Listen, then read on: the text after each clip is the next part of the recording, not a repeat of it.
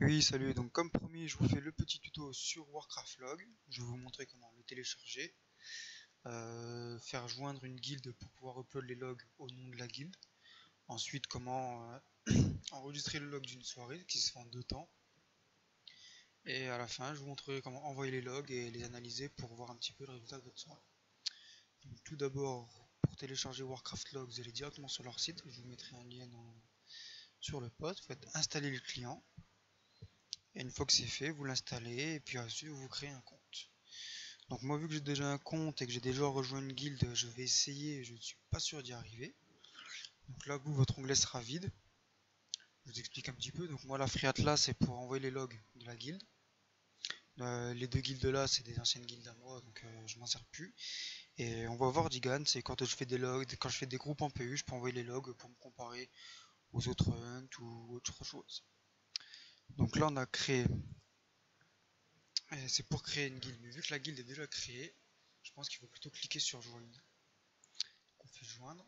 C'est ça, en fait, je vous donnerai le code de la guilde, vous ferez joindre et vous pourrez upload les logs en même temps que moi.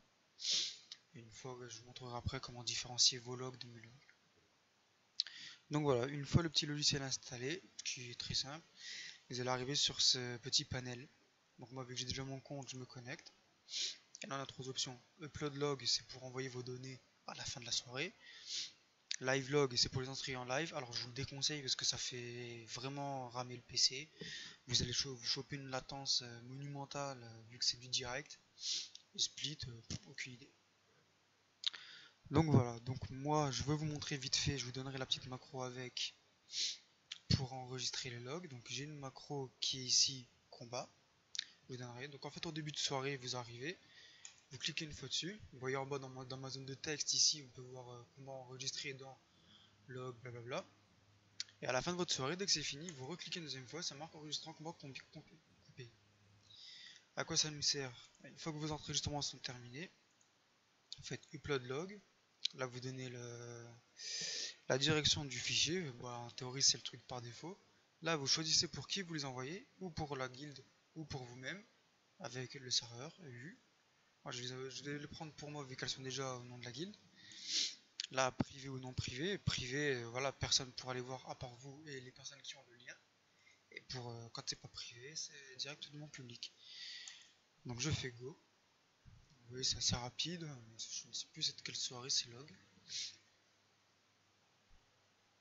Je vais vous faire un petit accéléré là-dessus, pour pas perdre de temps sur l'upload.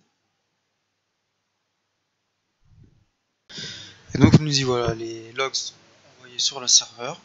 Donc ici on a delete le combat log, chose que je n'ai pas dit, il faut le supprimer à chaque fois, sinon ça garde en mémoire toutes vos données et vous allez avoir un fichier vraiment énorme et enfin vous vous y retrouverez plus. Donc moi je vous conseille de les effacer à chaque fois que vous avez envoyé vos données sur le serveur. Vous cliquez sur View Report et ça vous affiche directement le panneau de base des logs de la soirée. Donc maintenant, comment analyser les logs? Je vais faire plus simple. Là, on a un petit peu le récap. Damage done, c'est les dégâts infligés, les soins prodigués, les dégâts pris par différentes techniques. Et là, on voit les différentes morts par l'attaque qui a causé cette mort.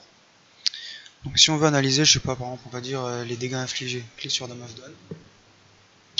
On se choisit, je ne sais pas, un fight, on va prendre Togar.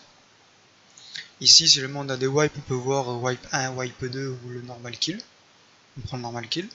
La phase en bleu, c'est toute la phase BL et le diagramme, c'est les différents DPS au long du combat. Donc ensuite, rien de compliqué, on voit un peu le classement par DPS prodigué.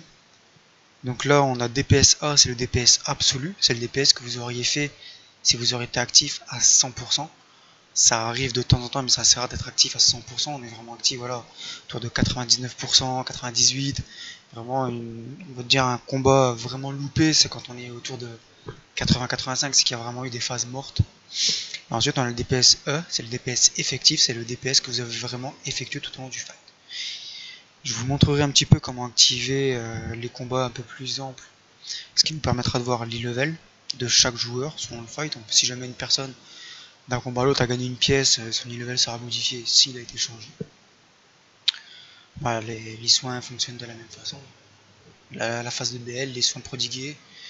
Là, on peut voir c'est les dégâts encaissés en direct. Et ce qui est un peu moins visible, c'est l'absorbé. Donc si on veut regarder vraiment plus en détail, on prend Jagger. On a les différentes attaques. Si on retire les attaques de mêlée, on peut voir tout de suite qu'il a pris beaucoup de dégâts sur fer flambé.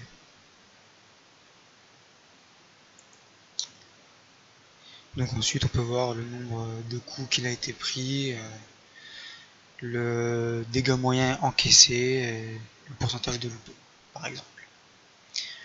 Donc on retire Jagger. Prendre les morts. Évidemment personne n'est mort. Le ranking, chose très intéressante. On va prendre les DPS parce que c'est un peu là que je m'y connais le mieux. Donc le ranking fonctionne par palier. Ça prend, je prends mon exemple. Mon ranking s'effectue sur tous les hunts du serveur du monde. Tous les hunts compris entre 673 et 679 e-level. Vu que je suis en fin de palier, je devrais être un score élevé, par exemple à 84%. C'est pas non plus élevé. Voilà, Ritari est bien mieux classé que moi. Alors que pourtant il est en début de palier, donc c'est que je me suis un peu loupé sur le fight. Si on voit prendre 27%, on voit que Xifo malheureusement a beaucoup de mal sur ce combat. Et le replay, ce qui nous permet de revoir le combat en direct. Bon, bien sûr, schématiquement, donc là on fait la vitesse x2 pour pas perdre de temps. On fait un play et on voit les différents personnages. Bon, si je prends Vordigal, le curseur était surligné. Ici c'est les castes que j'ai fait, la cible, et puis on peut voir un petit peu les personnes qui se déplacent. Bon, de règle générale, je me concentre vraiment sur les dégâts infligés, les dégâts pris, le heal et les morts. On prend du mort, on cherche un combat avec des morts. Si nous cherchons les morts sur le manoir, on peut prendre le dernier combat. On voit que Silexi est mort à 2 minutes 57, tué par un tir incendiaire. Ne me demandez pas c'est quelle attaque, j'en ai aucune idée pour le moment. Et ça nous résume un petit peu tout et pourquoi. On voit les soins qu'il venait juste de prendre. On peut voir que Xifo est mort alors qu'il a reçu énormément de. Il a reçu autant de heal que de dégâts infligés, ce qu'il a dû mourir vraiment malheureusement en faisant une connerie. On peut voir que c'est mangé un empalé. Empalé c'est le désigné pour mourir, et juste derrière on s'est mangé le passage en P2, ce qui a fait qu'il a vraiment subi le désigné pour mourir et le seul fracassé en même temps, donc ça fait que ça. Donc voilà, on peut voir un peu les debuffs pris par les joueurs. C'est vraiment, si on veut rentrer dans le gros détail, c'est on peut analyser une soirée entière. On peut voir qui s'est calé une bulle, la désignée pour mourir, qui a été fixée par les désignés pour mourir. Donc voilà, moi je me sers vraiment essentiellement des données de base, quoi. Maintenant je peux peut-être un peu plus me pencher sur le reste si besoin, mais bon, je pense pas que ce soit vraiment vital pour analyser. Ce qui compte c'est vraiment le DPS, on peut voir que tout le monde est à peu près assuré, sauf moi sur le combat apparemment. Sur manoir j'ai dû mourir sur ce fight, où on peut voir les morts ici, on voit que Silexi est mort.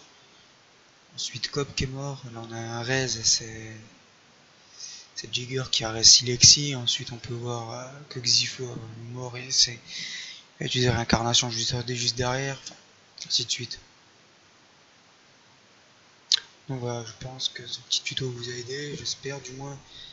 Enfin, ça fait un peu brouillon en speed, j'en profite que je sois tout seul, j'ai pas préparé à l'avance. Donc voilà, si jamais vous avez encore quelques questions, j'embarque mon PC avec moi demain au boulot et n'hésitez pas à me demander, je peux toujours me pencher un peu dessus, j'ai pas mal de temps entre midi et deux, donc voilà. Donc n'hésitez pas si vous avez des questions. Merci. Petite chose que j'ai failli oublier. Quand vous montrez comment avoir l'e-level, le combat, pour comparer les joueurs entre classes, ou alors voir un petit peu le replay. Donc là par contre il faut aller dans options système, dans réseau, il faut activer le journal de combat avancé. Il me semble que de mémoire il est désactivé. Et en fait, si vous l'activez, vous pourrez voir l'e-level de chaque joueur entre différents fights, voir les replays, comparer par exemple, tous les chasseurs, par classe, par spé, si besoin. C'est vraiment pour avoir un petit combat un peu plus poussé. Moi, ça me permet surtout de voir l'e-level et de comparer l'e-level du joueur avec le DPS fourni, voir si c'est un peu cohérent. Donc voilà, merci à vous et au visionnage.